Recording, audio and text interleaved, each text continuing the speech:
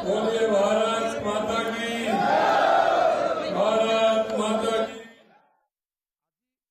माता की जय जवान, जय जवान।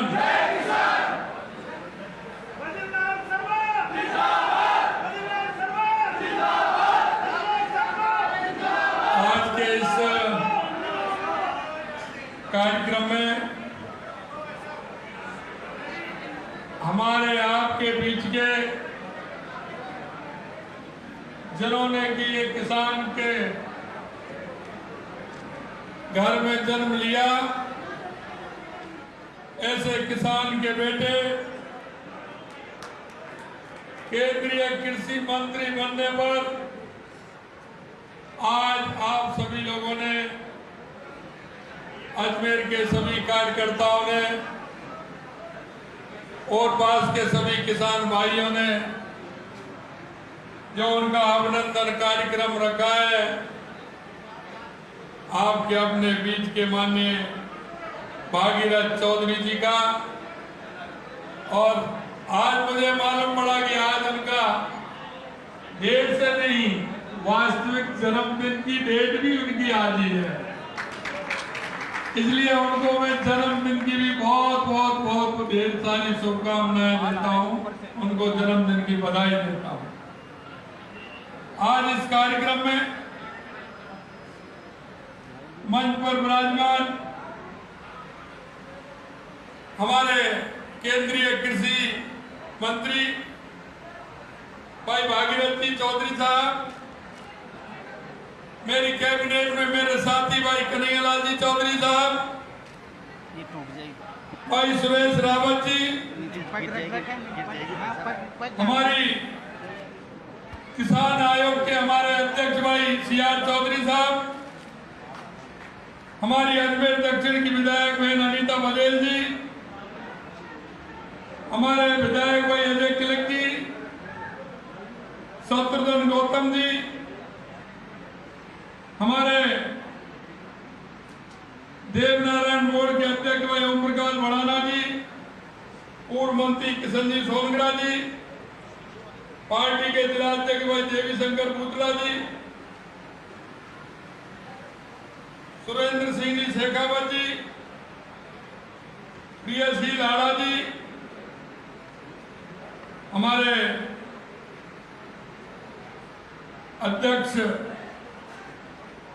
भाई सोनी जी, मंच पर विराजमान सभी श्रेष्ठ और ज्येष्ठ कार्यकर्ता पदाधिकारी बंधुओं और मेरे सामने बैठे गांव-गांव ढाणी-ढाणी से आए मेरे सभी पूजा योग बुजुर्गों, नौजवान दोस्तों, माता और बहनों, सबसे पहले तो मैं आप सभी लोगों को बहुत बहुत धन्यवाद और साधुवाद देना चाहता हूं कि आपने भाई भागीरथ चौधरी जी को इतने वोटों से जिता करके भेजा, इसके लिए मैं आपको बहुत बहुत धन्यवाद और साधुवाद देना चाहता हूं। दूसरा, मैं उनको भी बधाई देना चाहता हूं। आज डबल बधाई है, केंद्रीय मंत्रिपरिषद में भी वो कृषि मंत्री बनने हैं, उसकी भी बधाई और जन्मदिन की भी बधाई, दो बधाई भागीरथ चौधरी जी को देना चाहता हूं। मैं कहना चाहता हूं इस अवसर पर कि आज भागीरथ चौधरी जी, राजस्थान के किसान के बेटे को यशस्वी देश के प्रधानमंत्री नरेंद्र मोदी जी ने मंत्रिमंडल में किसानों के हित के लिए कृषि राज्य मंत्री बनाने का काम किया है। एक किसान के बेटे से ज्यादा इस पद के महत्व को कौन समझ सकता है? किसान की पीड़ा को समझने वाला गांव से निकला हुआ व्यक्ति, किसान परिवार से निकला हुआ व्यक्ति ही समझ सकता है। मैं कहना चाहता हूं कि जिस तरह से देश के यशस्वी प्रधानमंत्री नरेंद्र मोदी जी ने एक किसान के बेटे को यह दायित्व दिया है। एक यही नहीं, भागीरथी का जन्म एक साधारण परिवार में हुआ। जब उनकी आंखें खुली तो उन्होंने देखा खेती का काम किस तरह से होता है।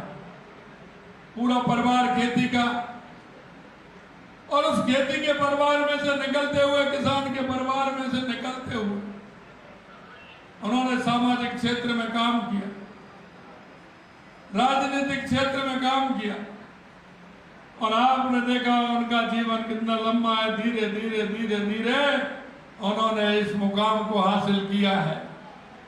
और ये ताकत एक किसान के बेटे में हो सकती है, क्योंकि वो किसान की समस्या को समझता है, मजदूर की समस्या को समझता है, और छोटी छोटी बातों को समझता है।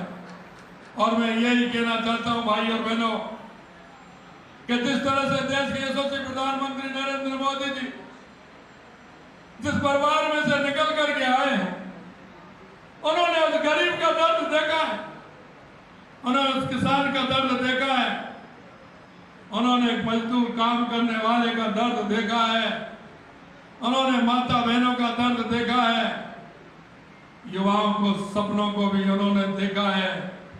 और इसलिए मैं कहना चाहता हूं कि 2014 के बाद देश के अंदर जो परिवर्तन आया है, यह इसलिए आया है कि इन सारी बातों से गुजरते हुए देश के यशस्वी प्रधानमंत्री नरेंद्र मोदी जी ने उन सभी बातों को देखते हुए देश को आगे बढ़ाने का काम किया है। मैं कह सकता हूं कि जिस तरह से आज जनसंघ से लेकर जनसंघ के समय से पार्टी के निष्ठावान कार्यकर्ता के रूप में भागीरथी रहे हैं, एक कार्यकर्ता पदाधिकारी के रूप में आपने काम किया है, आपने विधायक के रूप में काम किया है, सांसद के रूप में काम किया है, आपने पार्टी में संगठन के रूप में काम किया है, और अभी अभी आप किसान मोर्चे के प्रदेश अध्यक्ष का काम आपने देखा है। राजस्थान के किसानों की पीड़ा को आप अच्छी तरह से समझते हैं। मैं कहना चाहता हूं, हमारी पार्टी जिस तरह से किसानों के हित के लिए, किसानों और मजदूरों के कार्य के लिए, आपने देखा होगा मेरे भाई और बहनों, सबसे पहले जब प्रधानमंत्री जी ने अपने दायित्व ग्रहण किया, पद ग्रहण किया, सबसे पहले अगर उन्होंने हस्ताक्षर किए तो 17 करोड़ किसानों के सम्मान निधि पर किया।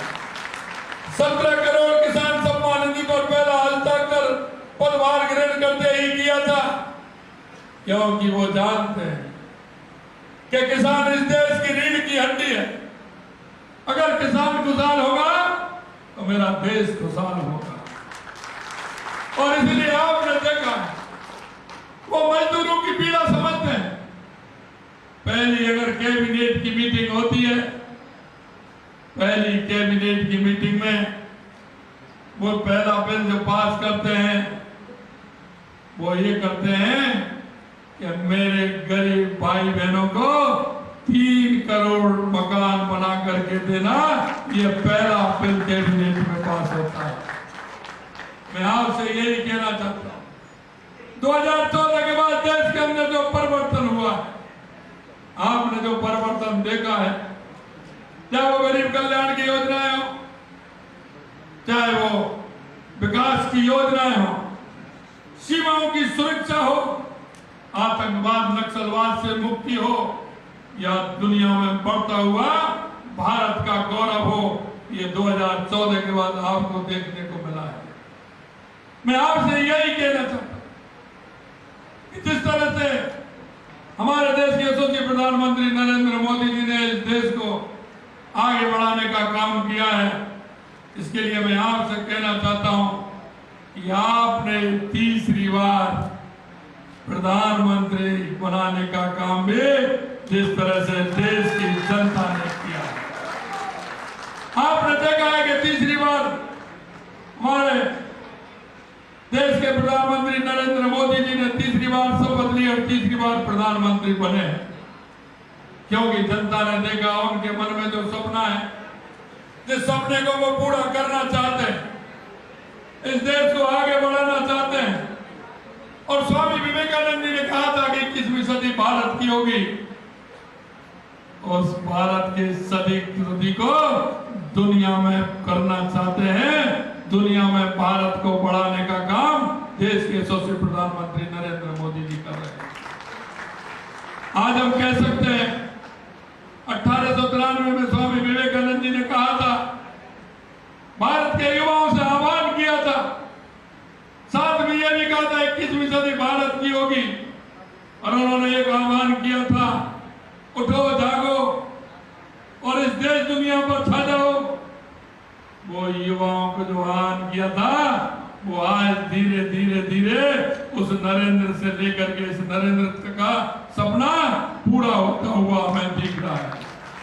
मित्रों, मैं आपसे यही कहना चाहता हूं कि आपने देखा होगा हमारी सरकार जिस तरह से किसान कल्याण के लिए, किसान की योजनाओं के लिए, आपने देखा होगा हमारी कोई भी योजना हो वो किसान से संबंधित योजना है। अगर किसान को पानी मिलेगा तो हमारा किसान खुशहाल हो। हमने आते ही ERCP की योजना को मूर्त रूप देने का काम किया, हमने उसमें समझौता करने का काम किया और हमारी ERCP की योजना का काम हमारा प्रारंभ हुआ है। हमारे पुराने 13 जिले, नए 21 जिले उसमें आ रहे हैं। अभी भी हम लगातार काम कर रहे हैं और उस योजना के काम हमारे प्रारंभ भी हो गए हैं। ये इसलिए कि किसान की पीड़ा को जानने वाला चाहिए। इस कांग्रेस ने जिस तरह से किसान को धोखे में रखा, इन्होंने हमेशा ERCP की जिक्र की, लेकिन कभी इन्होंने फिक्र नहीं की। और अभी कांग्रेस के नेता डेली कोई ना कोई डाल रहे हैं। अरे भाई, एक उंगली जब करते हैं किसी की तरफ तो 4 उंगली अपनी तरफ भी होती है।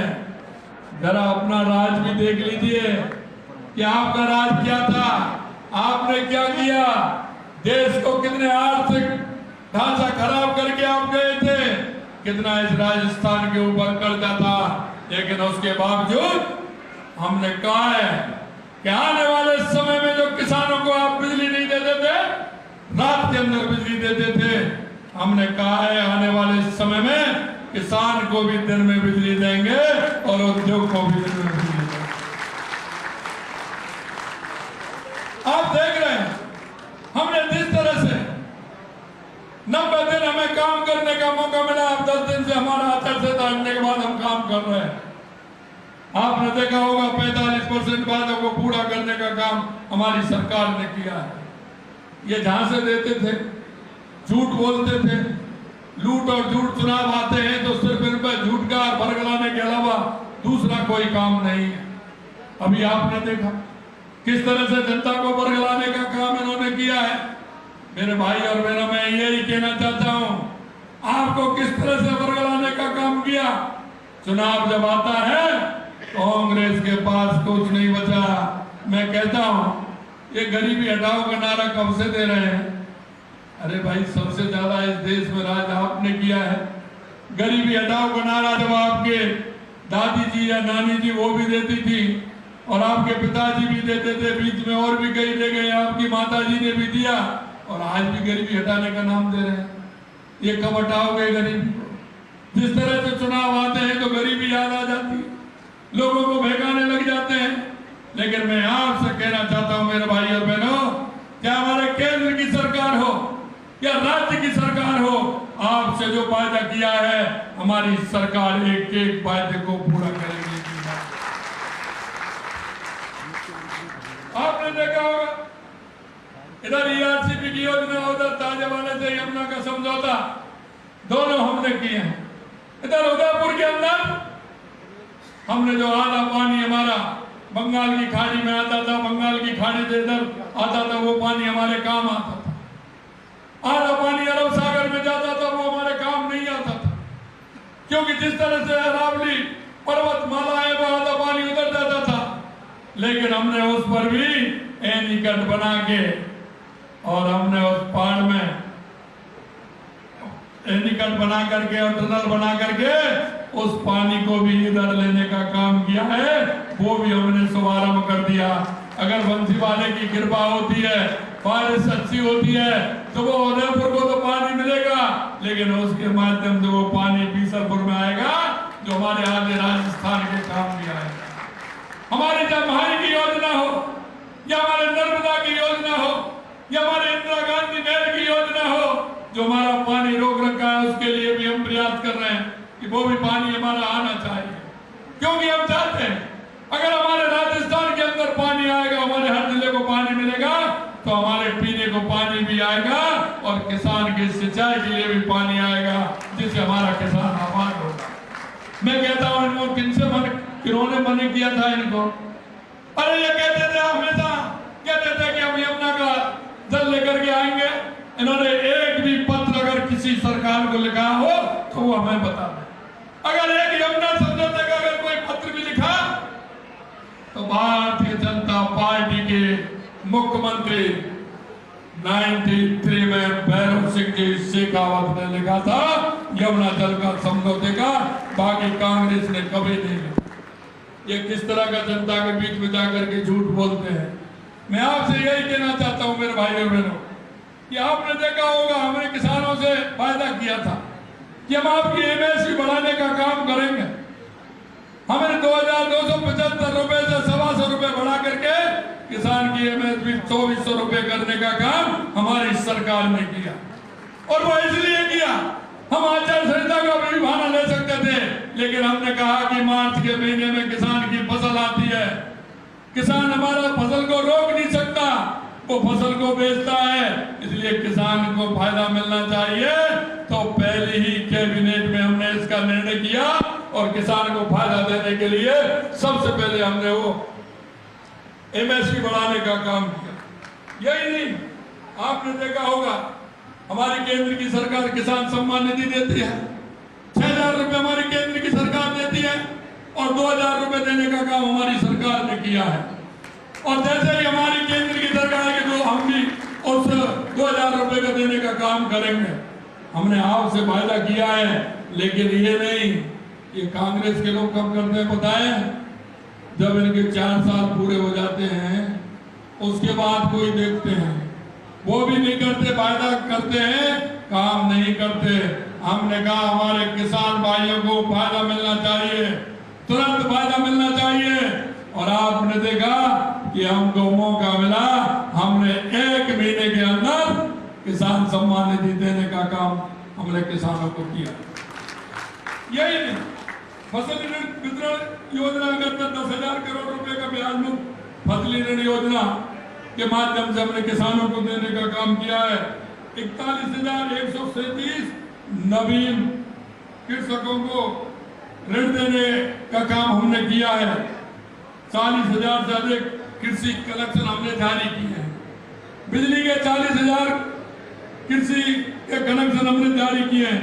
किसानों को बिजली के बिलों में 8,000 करोड़ रुपए का फायदा देने का काम हमारी सरकार ने किया है।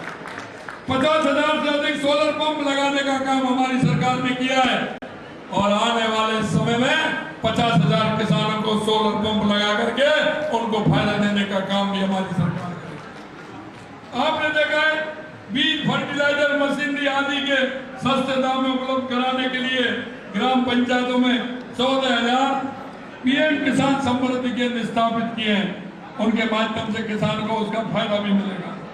आपने देखा होगा किसान को किसान क्रेडिट कार्ड तो मिलता था, लेकिन ये नहीं जानते कि किसान जब खेती करता है तो खेती नहीं करता, किसान के खेती के साथ साथ में पशुपालन का काम भी किसान का है, वो किसान से जुड़ा हुआ है। हमने कहा जो किसान पशु पालता है, गौ पालता है, उसके लिए गौपालक कार्ड बनाने का भी काम हमने किया है। उसको 1 लाख रुपए तक का उसी ऋण पर जो अपना किसान क्रेडिट कार्ड का है, उस ऋण पर गौपालक कृषक कार्ड भी आपको मिलेगा। उस पैसे को आप कभी भी उपयोग में ला सकते हैं। ये काम भी हमारी सरकार ने किया। मित्रों, मैं कहना चाहता हूं, किसानों की पशुओं के लिए बड़ी दिक्कत होती है। सभी जगह अस्पताल नहीं है, पशु अस्पताल, इसलिए हमने पशुओं को शीघ्र चिकित्सक सेवा उपलब्ध कराने के लिए 248 मोबाइल वेटनरी इकाइयां खोलने का काम भी हमने किया है। आप देख रहे होंगे कि आप जैसे ही फोन करोगे तो आपके यहाँ डॉक्टर पूरी एम्बुलेंस लेकर के आ जाएगा, आपकी गाय भैंस जो भी है उसका इलाज करने का।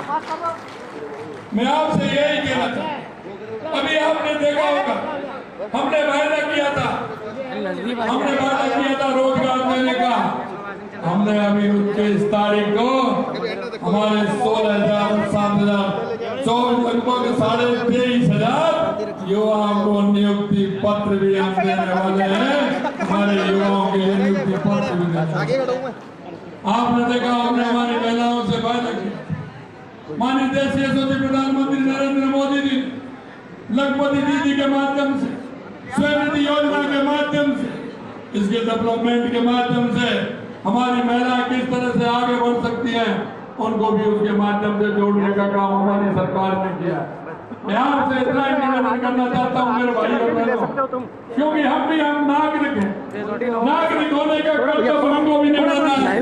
और वो ये कर्तव्य ये निभाना है कि हमारी केंद्र की योजना, हमारी राज्य की योजना जो चल रही है वो किसी ना किसी किसान, मजदूर, युवा, महिला सभी वर्गों के लिए वो योजनाएं हैं। हमको अगर हमारे मोहल्ले में, हमारे पड़ोस में, हमारे गांव में अगर इस तरह का कोई भी व्यक्ति, कोई भी बुजुर्ग, कोई भी महिला अगर मिलती है तो उसको हम रोजगार के अवसर प्रदान करने का काम करें, हमें उनको लेकर के आए, उन योजनाओं का लाभ मिले। ये हमारा नागरिक होने का कर्तव्य हमको निभाना चाहिए, आपको देखना चाहिए। मेरे पड़ोस में कोई ऐसा तो नहीं रहा जो किसी तरह से बीमार हो, उसका इलाज भी कराएं। हमने मुख्यमंत्री आयुष्मान आरोग्य योजना के माध्यम से, जो आयुष्मान योजना हमारी उसमें 5 लाख तक का नहीं है, 25 लाख तक का इलाज हम कराने का काम करेंगे। कोई भी बीमार होगा 25 लाख तक कराने का काम करेंगे। और जो बुजुर्ग हैं, 70 साल के हैं, उनको भी इलाज कराने का काम, 5 लाख रुपए तक का इलाज कराने का काम, उनका भी काम किया जाएगा, उनका भी इलाज किया जाएगा। मैं आपसे इतना ही निवेदन करना चाहता हूँ, जो हमारी सरकार ने आपसे जो वायदे किए हैं, हम एक एक वायदे को आपके बीच में आकर के हम पूरा करेंगे। 45% हमारा जो संकल्प पत्र है वो पूरा हुआ है। हम एक भी हमारा संकल्प ऐसा नहीं होगा जो हम हमारी सरकार केंद्र की हो या राज्य की हो जो कहे और वो काम पूरा नहीं हो, ये हम आपको विश्वास दिलाते हैं। इस मौके पर इतनी बड़ी संख्या में आप सभी लोग आए, आपने जो आशीर्वाद भागीरथ जी को दिया है और मुझे भी एक साथ आप सभी लोगों के दर्शन का लाभ मिला है, निश्चित रूप से मैं बहुत ही सौभाग्यशाली व्यक्ति हूँ कि एक साथ इतने सभी लोगों के दर्शन का लाभ मुझे मिला। मैं आपसे यही कह सकता हूँ कि निश्चित रूप से भारतीय जनता पार्टी की सरकार है और आपसे जो हमने एक वायदा किया है उस वायदे को पूरा करेंगे। पुणे में भागीरथ जी को बहुत बहुत बधाई और शुभकामनाएं देना चाहता हूँ। मंच पर विराजमान सभी हमारे देश और श्रेष्ठ हमारे जो नेता पदाधिकारी बैठे उनको भी मैं बधाई देना चाहता हूँ कि एक किसान के बेटे को मौका मिला है। निश्चित रूप से भागीरथ जी आपकी सेवा करेंगे और आप वैसे भी सौभाग्यशाली हैं साहब, अजमेर वाले सौभाग्यशाली हैं। मैं इसलिए कहना चाहता हूँ सौभाग्यशाली हैं कि आपने देखा होगा भागीरथ जी तो है लेकिन वासुदेव देवनानी जी भी मंत्री विधानसभा के अध्यक्ष हैं और आप देखेंगे तो मैं कहना चाहता हूँ लाखावत जी भी धरोहर सड़क प्राधिकरण के अध्यक्ष हैं और सुरेश जी तो आपके बैठे ही हैं, सुरेश जी बैठे हैं। और अभी अभी आपने देखा होगा हमारे ओम प्रकाश जी भड़ाना का है, ओम प्रकाश जी भड़ाना भी है, देवनारायण बोर्ड के चेयरमैन हैं।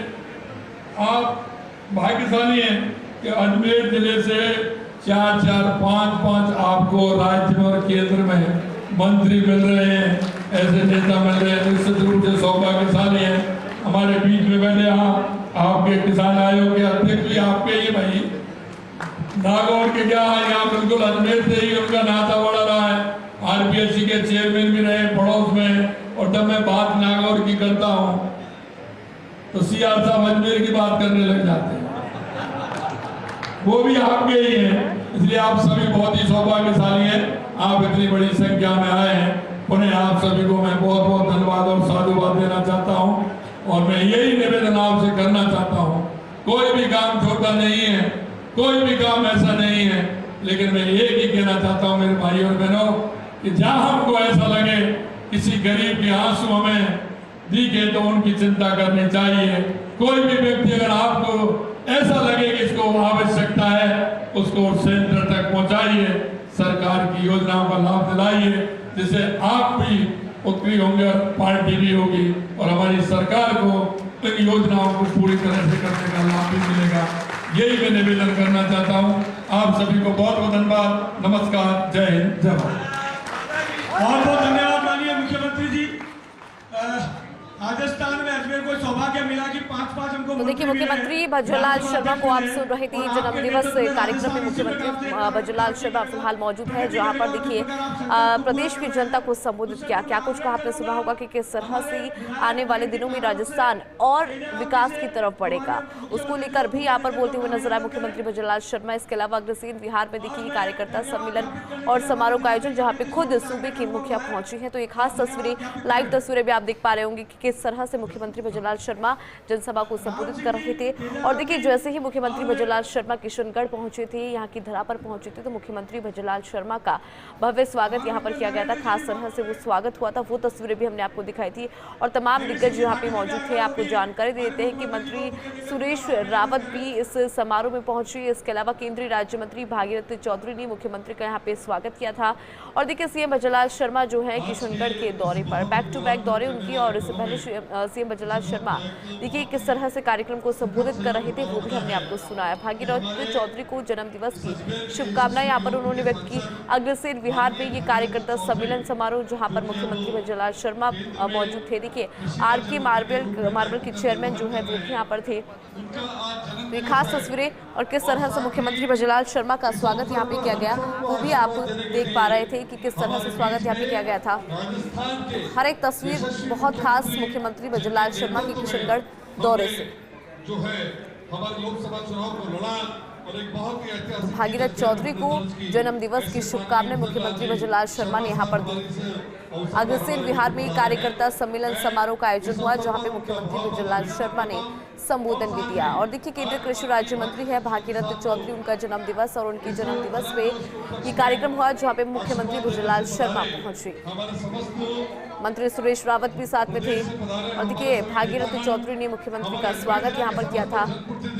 किशनगढ़ की वो तस्वीरें भी आपने देखी जब मुख्यमंत्री भजनलाल शर्मा का स्वागत यहाँ पर किया जा रहा था। केंद्रीय कृषि राज्य मंत्री भागीरथ चौधरी के द्वारा स्वागत हुआ था, वो तस्वीरें भी हमने आपको दिखाई थी। अवसर और सुखद दिन हम सबको देखने को मिला। मैं उन सबका